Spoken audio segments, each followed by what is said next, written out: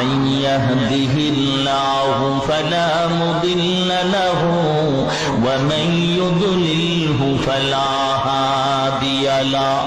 এ দুনিয়ার ইমানদার আল্লাহ পাক রব্বুল আলামিন বলেন আমি আল্লাহ যাকে হেদায়েত দান করব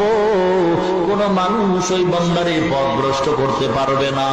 আর আমি আল্লাহ যদি কাউকে হেদায়েত না দেই কোন মানুষ ওই বান্দারে হেদায়েতের পথে আনতে পারবে না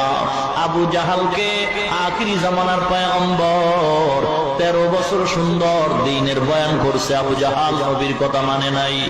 আর আল্লাহর আরেক গোলাম হযরত ওমর তার নাম তরবারি নিয়ে যায় পয়গম্বরের মাথা আনার জন্য